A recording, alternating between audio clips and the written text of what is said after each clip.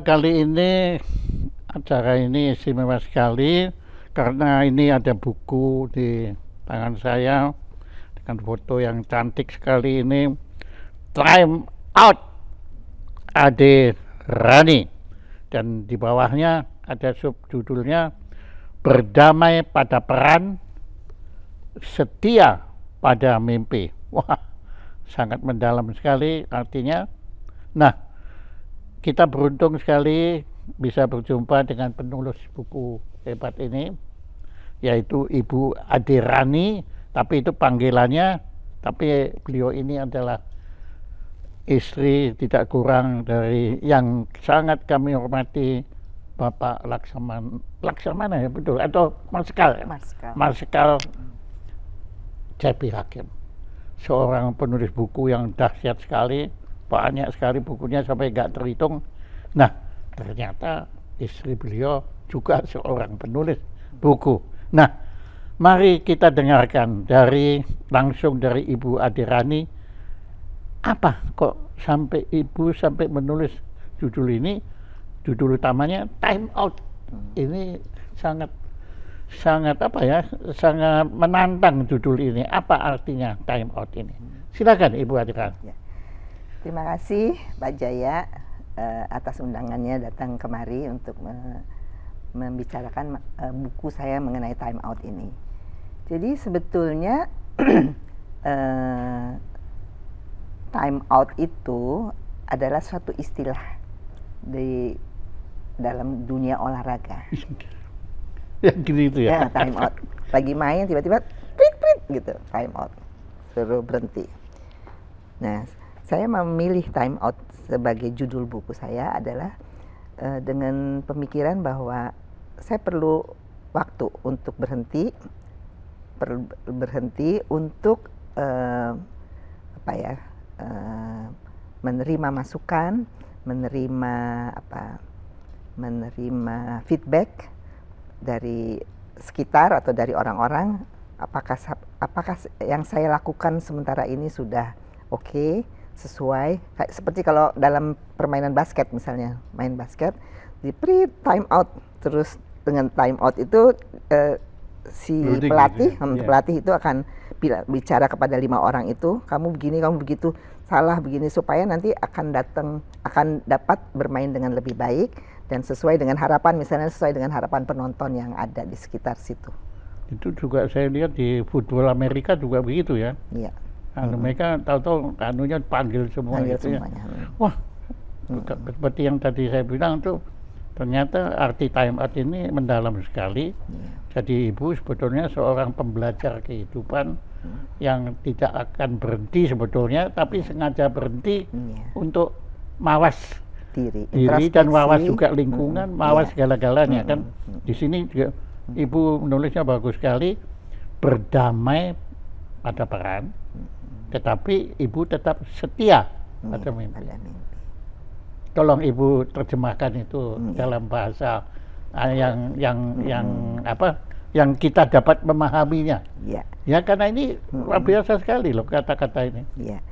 Jadi saya kan sebagai seorang wanita, ternyata saya juga ibu rumah tangga, saya juga istri seseorang, kemudian saya adalah nenek dari beberapa cucu. Peran-peran itu saya emban, juga saya adalah mempunyai peran sebagai sesuai dengan pendidikan saya adalah sebagai seorang psikolog. Saya juga anggota sebuah organisasi, dan saya juga mungkin dengan lingkungan juga saya adalah anggota masyarakat. Nah, peran yang saya emban itu ada macam-macam. Tentunya saya harus bisa menyikapinya bersama dengan berjalannya waktu atau bergulirnya waktu, bagaimana supaya semua bisa sejalan, bisa berjalan, tidak ada yang sampai harus terbelakang atau tertinggal, tapi bagaimana bisa berjalan bersama. Saya mesti lihat apa yang mesti didahulukan, mana yang mesti bisa ditinggal atau ditunggu sampai ada waktunya, ditunda supaya saya bisa bergulir kembali dengan peran-peran yang ada itu. Itu setia pada mimpi tujuannya, tapi dalam perjalanan Anda harus bisa menyesuaikan berselancar, diri dengan berselancar, mengikuti flow-nya supaya saya nggak mengalami konflik atau mengalami mengalami rasa stres atau wah saya nggak berhasil atau dengan peran ini begitu. Jadi saya tetap akan melaksanakan segalanya dengan cara mana yang lebih dahulu saya dulukan, mana yang bisa saya tinggal untuk nanti saya kembali ke melihat itunya. Melihat kembali yang belum terselesaikan itu. Bukan main. Ya itu secara filosofis jelas. Nah, apakah dalam perjalanan ini memang Ibu sering juga harus menunda sesuatu dan mendahulukan sesuatu? Apakah itu benar-benar terjadi dalam kehidupan Anda? Sebetulnya nggak sampai kelihatan ditundanya, kayaknya saya sampai mikir gitu, enggak, saya nggak pernah sampai kayak waduh gitu, enggak. Jadi kayak seperti ya yang misalnya saya sekolah lagi itu, saya tadinya enggak, mungkin orang-orang bilang oh, Ade memang kayaknya mau sekolah lagi ya, padahal enggak, itu bergulir aja sebenarnya. Nah itu menarik sekali karena kami tahu Anda kan sekolah lagi, sebetulnya mau bikin S3 tapi kenapa enggak tahu Ibu menyesuaikan diri berdamai lagi membuat S2. Nah apa coba Ibu ceritakan, apa yang menyebabkan Ibu kok sampai sekolah lagi? Padahal ya kan Ibu sebagai seorang istri, sebagai seorang ibu, sebagai seorang oma, ya sudah bagus semua. Nah, tapi kenapa ada kemudian merasa perlu melengkapi dengan S2 itu tadi? Yang menurut saya Ibu harusnya juga S3 lah. Silakan. Ini mungkin saya akan cerita lagi yang sesudah ini ya. Jadi sebetulnya gini. Ini pertanyaan yang ada yang terjadi dari teman saya kemarin, baru aja kemarin ya. Jadi saya ada di suatu acara pengajian ya, diundang, biasa itu sebulan sekali, itu dari teman saya ya, juga psikologi, itu pengajian. Terus kemudian saya udah tahu bahwa nanti jam 1 saya harus cabut dari sana, saya harus pergi ke UI kan, pergi ke UI. Terus teman saya itu, loh kamu ngapain lagi ke UI gitu kan, ngapain lagi kamu ke UI kan gitu kan. Nah itu sebetulnya berkembang, itu juga berkembang. Jadi berkembangnya apa, saya nggak pernah lagi di UI ya, saya nggak pernah lagi kembali itu, tapi saya ini sekarang diminta untuk nanti ini jadi ini ceritanya agak panjang sedikit ya. Nggak apa-apa. Jadi Fakultas Psikologi itu ternyata sekarang sudah tidak ada bagian-bagian. Bagian-bagian itu artinya nggak ada bagian anak, nggak ada bagian eksperimen, nggak ada bagian PIO. PIO itu perusahaan dan organisasi. Terus nggak ada bagian klinis gitu. Sekarang itu semua jadi anak-anak ini, mahasiswa ini hanya kuliah 4 tahun. Terus kemudian mereka itu berminat dengan apa? Nah itu peminatan itu yang akan dicoba di ini kan. Oh jadi sekarang di UI sudah nggak ada lagi pembagian? Nggak ada, itu baru aja. Saya juga baru tahu. Nah sekarang ini kita sedang membangun Pak. Kita membangun. Saya terlibat di sana untuk membangun namanya itu bagian penelitian, eksperimen. Kalau seseorang itu berminat seperti nanti misalnya ya, seperti ada tuh yang di psikologi juga ada psikologi yang politik, ada bagian politik. Nah itu kalau siapa yang berminat ya bisa masuk ke sana. Itu sudah lebih dulu, itu namanya Pak Profesor Hamdi Muluk yang membidani ya. Nah sekarang ini di tempat saya ini, di tempat kami ini yang sekarang saya sedang berkecimpung itu sedang mau membangun kembali Fakultas Psikologi. Jurusannya adalah jurusan olahraga, Ikatan Psikologi Olahraga. Itu jadi bukan Ikatan Psikologi, bidang peminatan psikologi olahraga itu akan dibangun, akan dibuat lagi, dihidupkan kembali. Kemarin sebetulnya sempat ada tapi terus berhenti, akan dibuat lagi. Nah, Ibu di situ. Nah, saya sedang merintis, saya diajak ceritanya. Dilibatkan untuk kami sedang menyusun. Kenapa kok Anda dilibatkan? Nah, kan banyak kan alumni. Ada orang ya begitu. Tapi kan kenapa saya dilibatkan? Mungkin saya pikir karena saya pernah menjadi ketua Ikatan Psikologi Olahraga. Oh. Ya.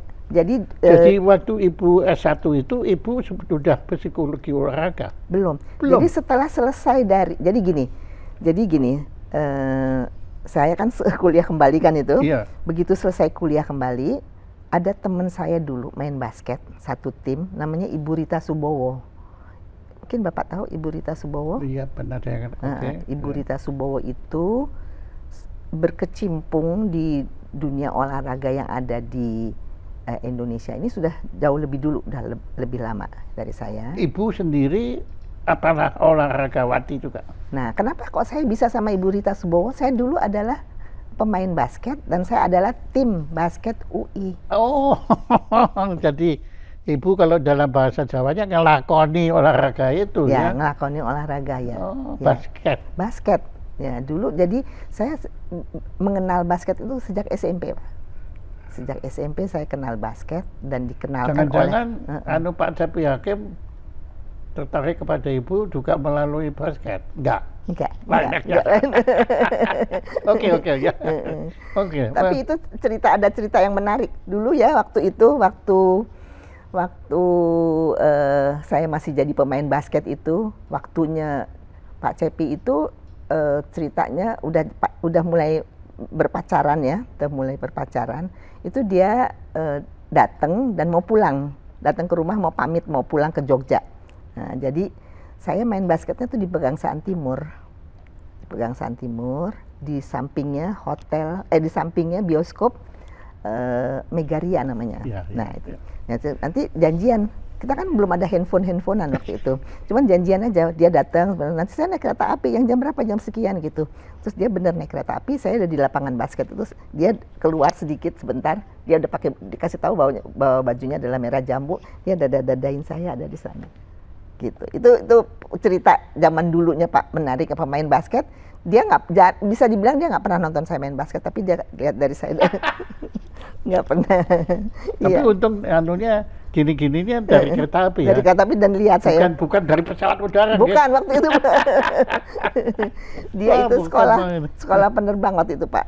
Oh, waktu itu sekolah masih. Nah, ketemunya di mana? Saya ketemunya. Mulai ketemunya ya. Ketemunya kebetulan kita janjian. Beliaunya itu masih Taruna Akademi Angkatan Udara. Belum kenal. Oke. Belum kenal. Lah kok bisa janjian? Bisa kenalan itu adalah saya di Santa Ursula kelas 2 SMA naik ke kelas 3. Terus saya berteman sama anak-anaknya Ahmad Yani, Pak. Anak-anak Ahmad Yani itu banyakkan perempuan kan, yang sebaya sama saya gitu. Terus kebetulan pas naik-naikan itu kan persis juga taruna-taruna pas libur. Nah ternyata nih Bapak Cepi Hakim ini, pemuda Angkatan Udara ini, itu dia naik ke tingkat 3 Akademi Angkatan Udara. Belum ada pangkatnya ya? Pangkatnya waktu itu mungkin begini, Sersan Mayor Taruna gitu. Bukan Kapten Udara. Belum kan ada lagu Kapten Udara itu bukan. Sermatutar, Sersan Mayor Taruna misalnya gitu namanya. Dulu. Tapi sudah ganteng. Sudah ganteng. Kalau nggak mungkin naksir kayaknya.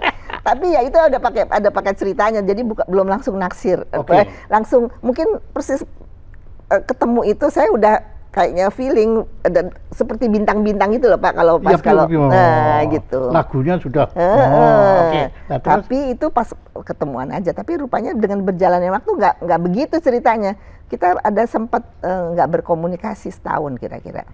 Itu kesalahan, misunderstood.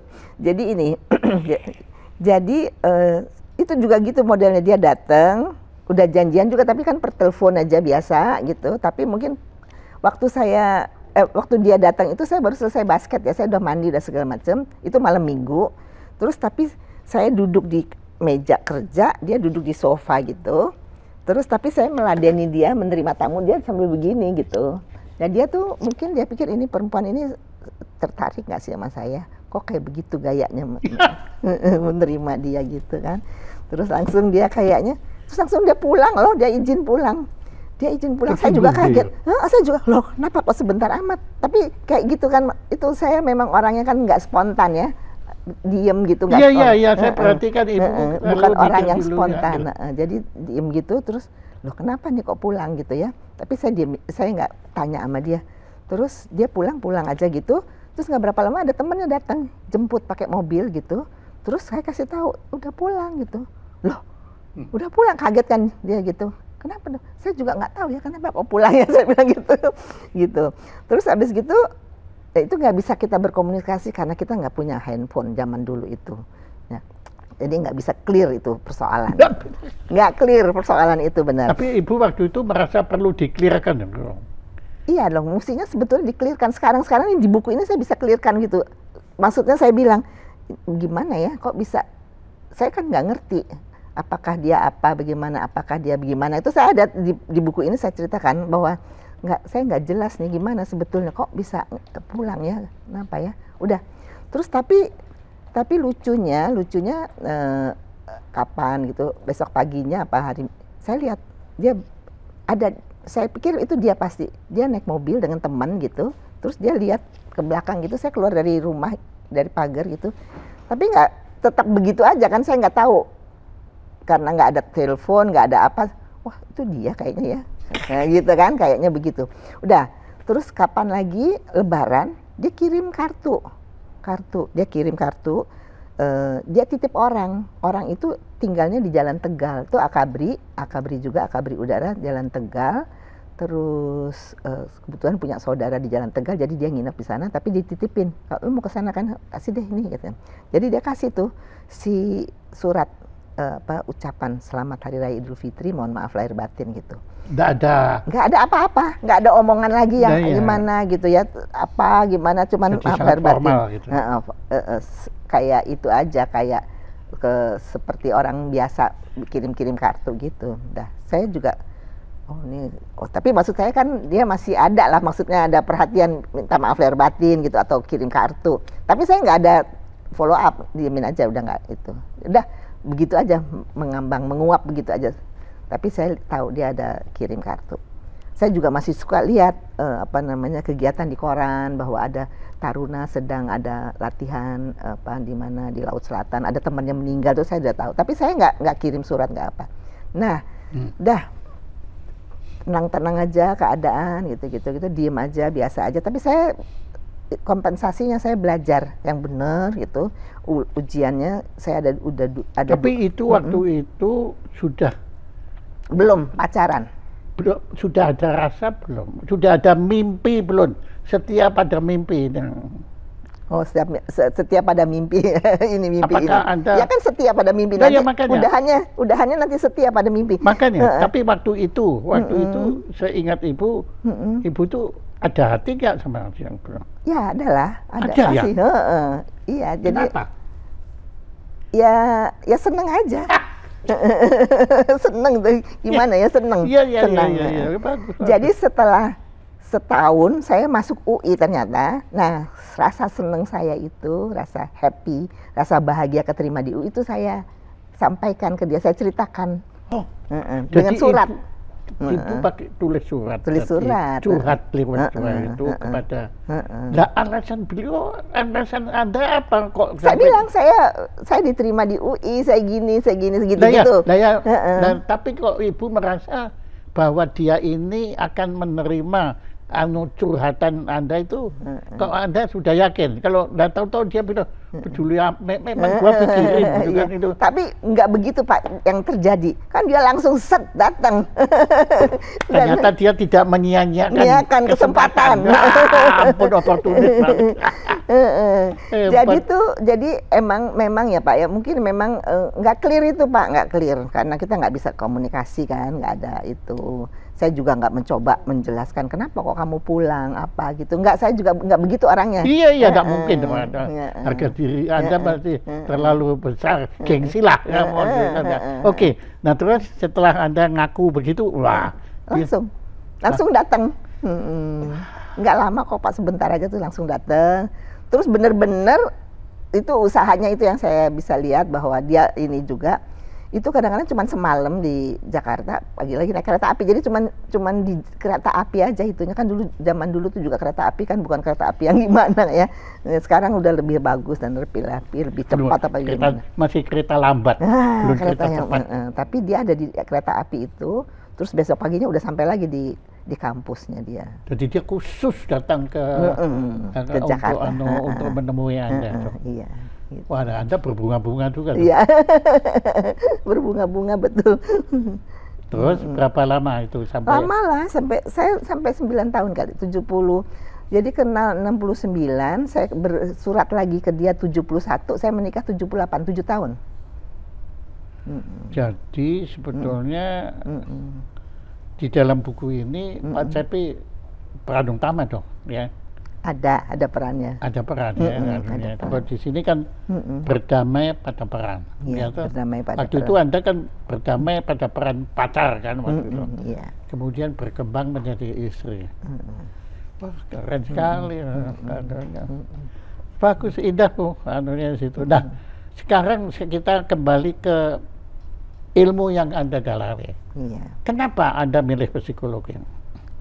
Psikologi itu, jadi saya itu zaman dulu ya Pak ya. Jadi saya melihat kalau psikologi itu bukannya ilmu yang serba bisa, serba tahu ya, tapi itu bisa menyelesaikan masalah. Jadi saya taunya, saya udah kenal psikologi ini adalah waktu orang tua saya ya, orang tua saya.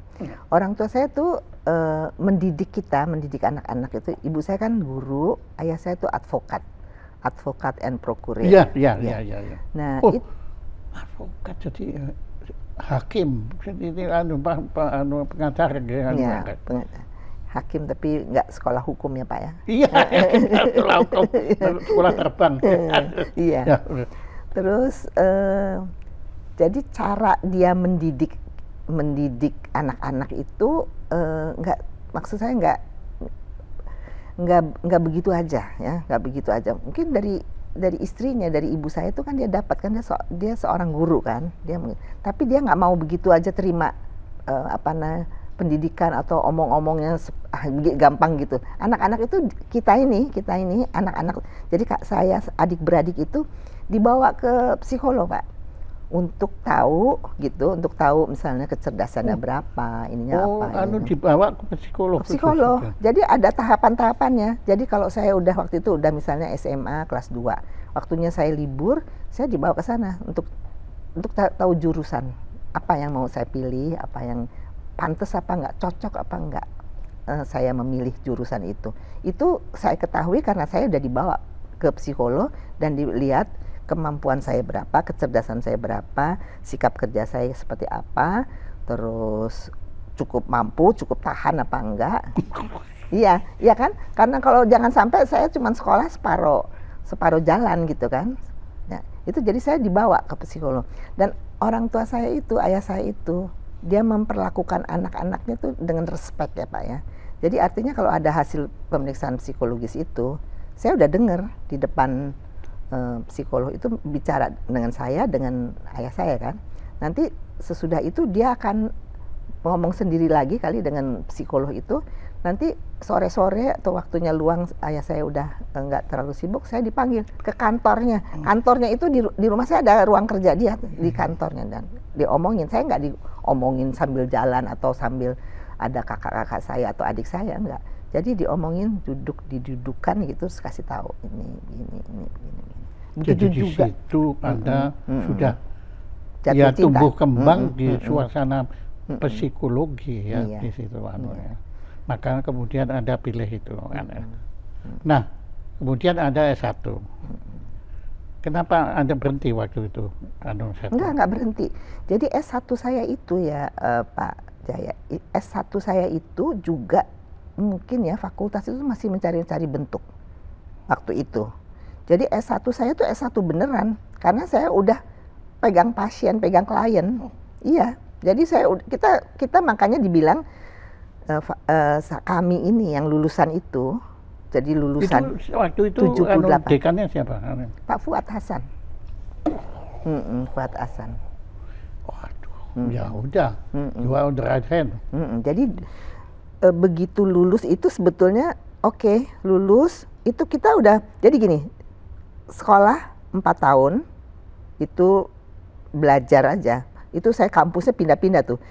Mapramnya di Diponegoro, persis depan Cibiset itu. Rumah Sakit Cipto Mangunkusumo, kuliahnya di Salemba, itu pinjem dulu punyanya Fakultas Teknik, kita sampai 4 tahun di situ. Selesai 4 tahun itu pindah ke Rawamangun tambah masuk ke bagian-bagian itu. Setelah itu ujungnya adalah kita kuliah di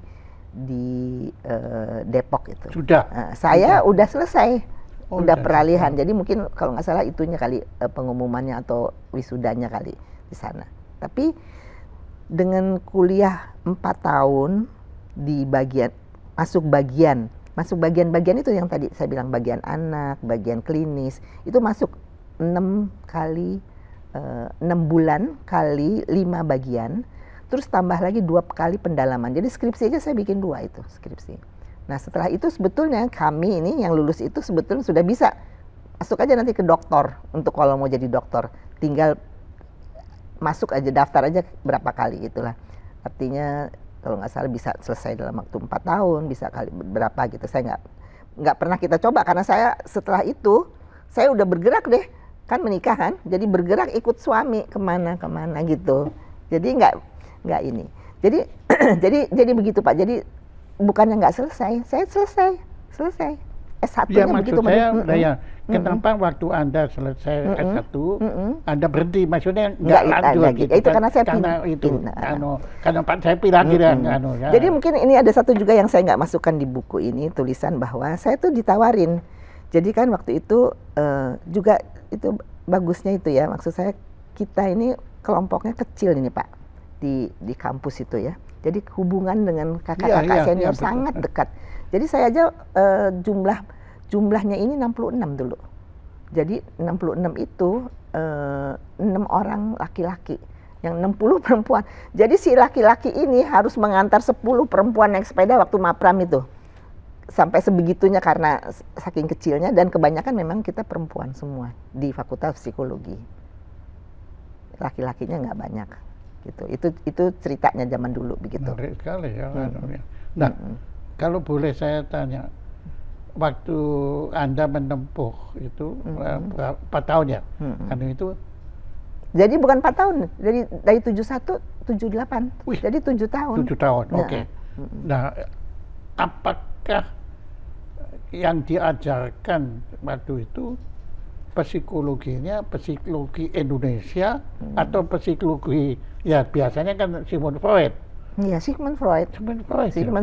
Jadi kita belajar tadi, dosen-dosen itu mengajarkan ilmu-ilmunya yang ada tentang mimpi lah, Sigmund Freud lah, analisa lah, segalanya itu kita diajar. Ego, super ego, semua. Anda juga pernah diajarkan tentang teori unheimlich itu, uncanny. Apa itu?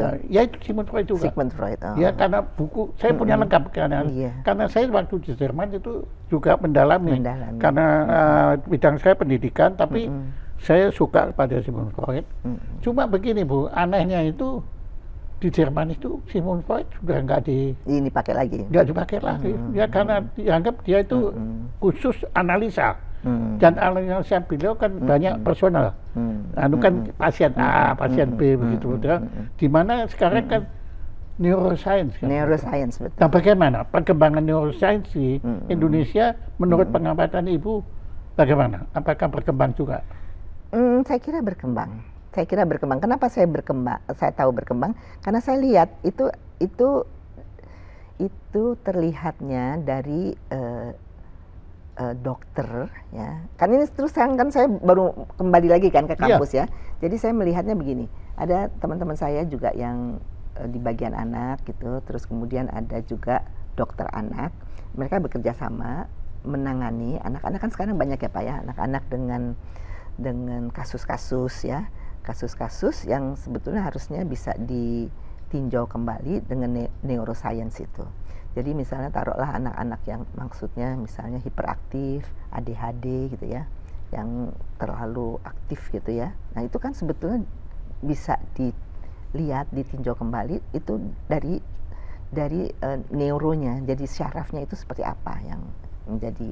Ini sekarang saya kira berkembang, tapi terus terang saya nggak mendalami, belum mendalami. Ya, apa-apa, bukan mengamati kan, mengamati. justru betulnya.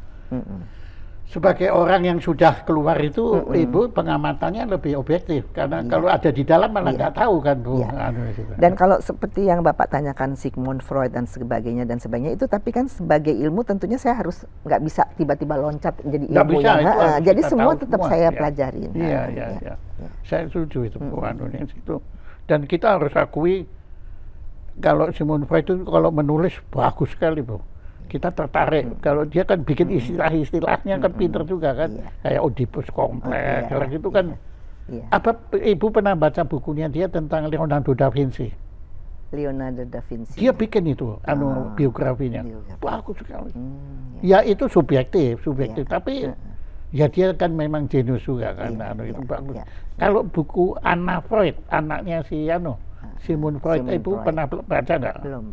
Itu juga menarik, karena dia menganalisanya. Iya, suka kayak begitu. Sebetulnya yang nanti menarik, Ibu menganalisa Pak Jeffrey.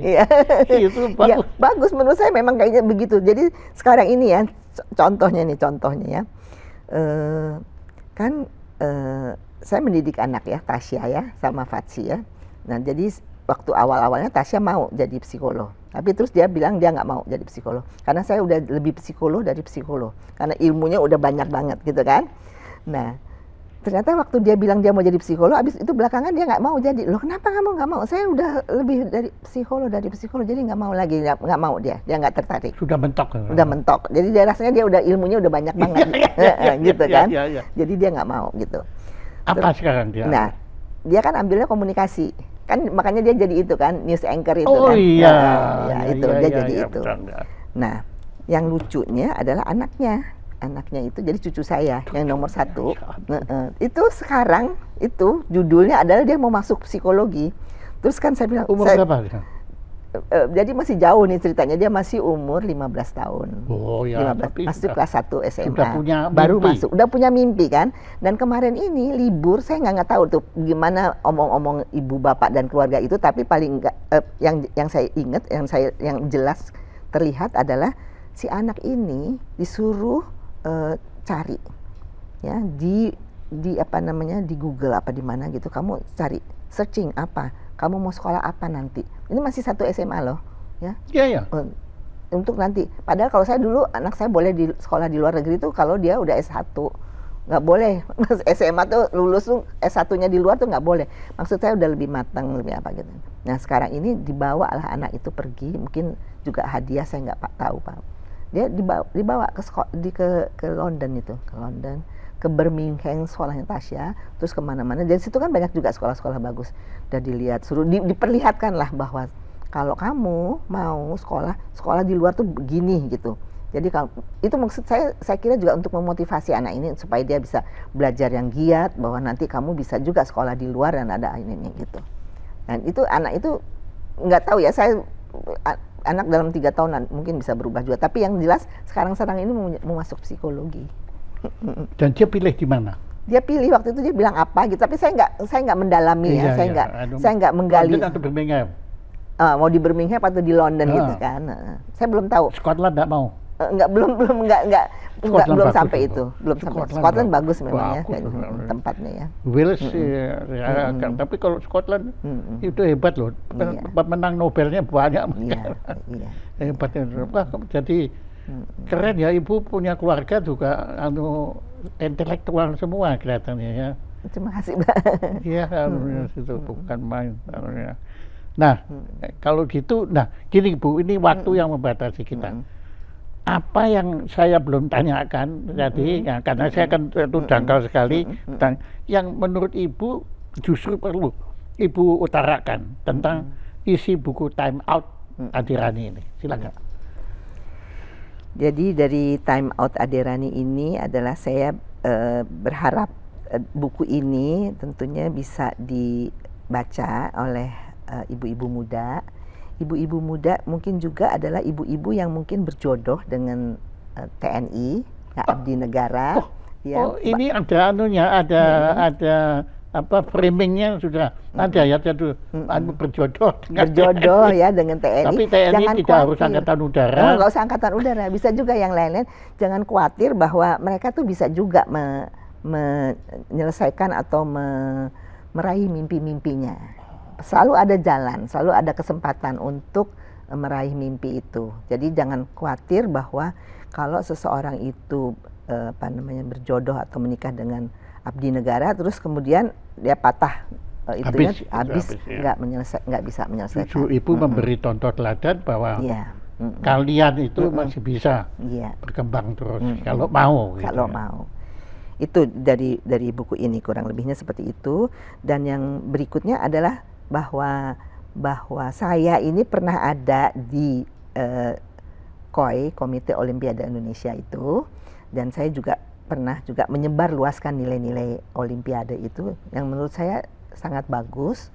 Jadi bukannya kita mengedap ilmu-ilmu luar itu, bukan, tapi itu sebetulnya adalah ilmu yang sebetulnya bisa diterapkan kepada kita orang-orang pelaku olahraga atau kita sebagai orang yang menonton atau orang, bahwa selalu harus punya value, punya respect, kemudian punya friendship, dan punya nilai-nilai yang excellent. Karena apa? Integritas. Ya, itu sebetulnya bisa, itu 3 hal yang sekarang diperes tuh 3 hal, tapi sebetulnya itu terdiri dari 8 yang mungkin dari zaman dulu mungkin ada fair play atau apa ya semuanya.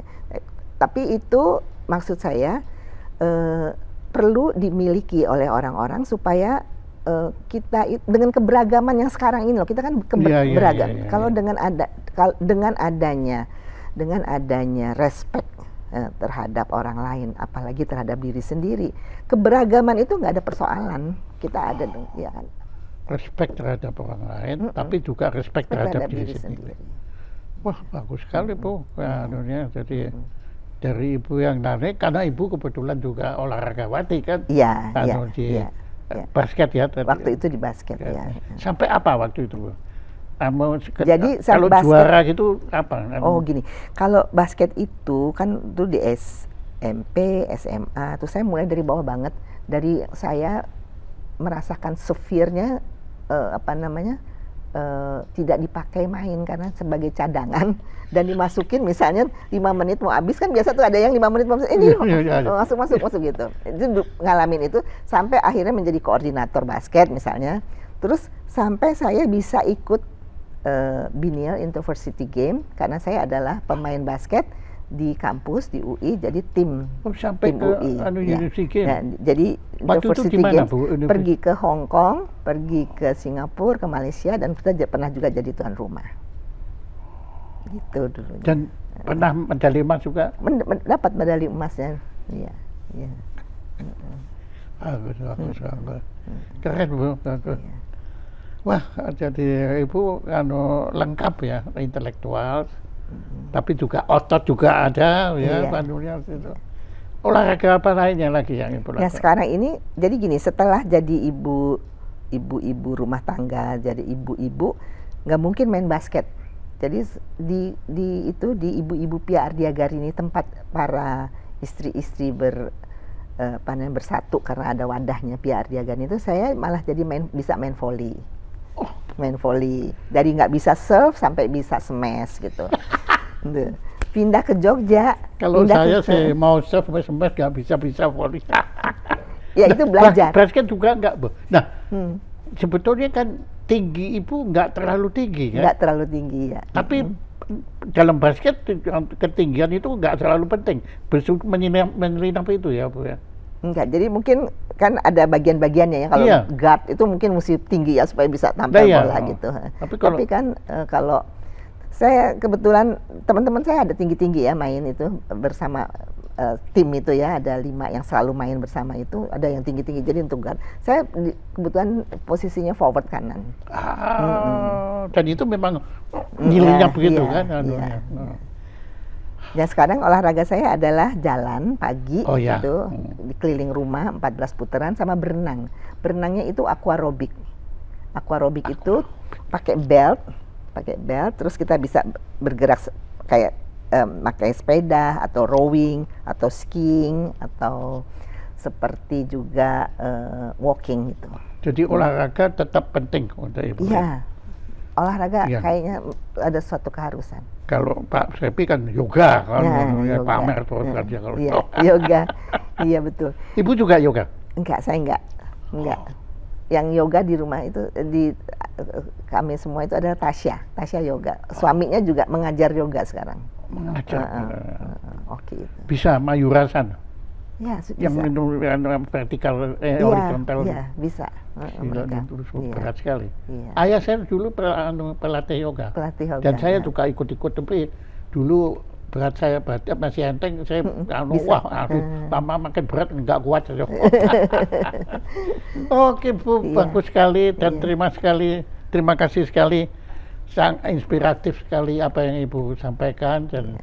moga-moga buku ini betul-betul bisa menjadi teladan lah bagi para ibu. Amin, Tapi bukan hanya para ibu kan, juga para olahragawan, Iya. ya, Iya. termasuk betulnya para jenderal ya, Iya.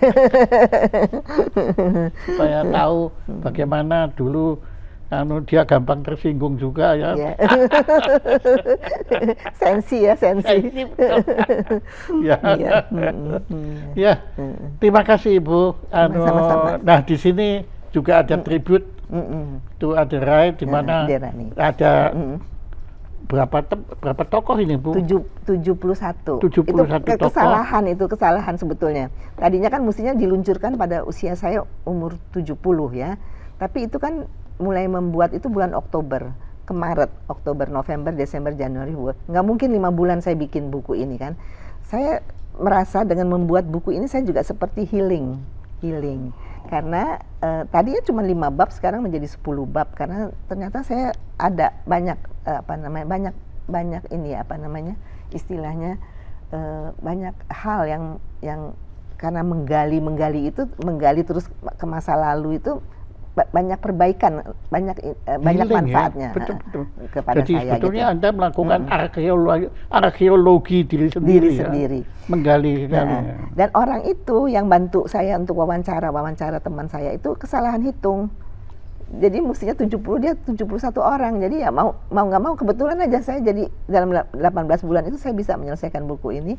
Persis kembali ke tahunnya berikutnya, 22 Maret itu selesailah buku ini. Iya. Jadi waktu meluncurkan buku, saya meluncurkan 2 buku ini. Iya. Iya. Bagus sekali. Iya. Dan satu kehormatan Ibu mau berkisah tentang latar belakang buku ini. Itu satu kehormatan untuk kami. Dan saya kira Pak Cepi juga pasti menonton ini nanti. Iya. Dan juga pelajaran bagi beliau supaya tidak terlalu sensi. Tapi ya sensi itu menyebabkan justru iya. ada jarak dulu. Kan absence make my heart grow fonder. Iya, benar. Iya. Ibu Aderai, saya panggilnya Ibu Aderai gini. Aderani. Rani, oh ya. Kan Aderai kan teman saya yang bodybuilding. Aderani ya. Terima kasih sekali ya, kami nggak punya apa-apa. Ya. Ini kami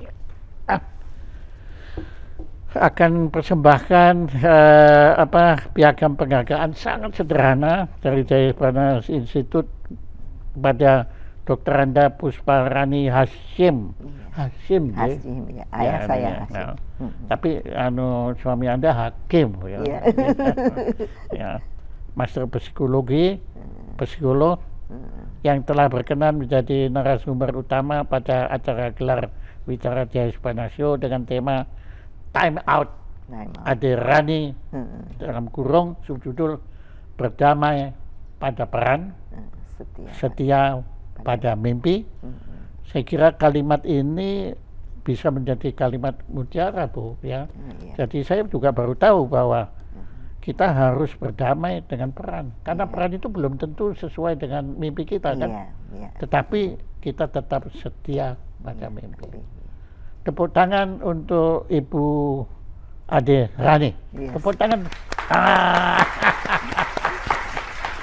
Ini Bu, terima kasih. Terima kasih. Nanti buat koleksi Ibu banyak sudah. Iya, terima kasih banyak. Terima kasih.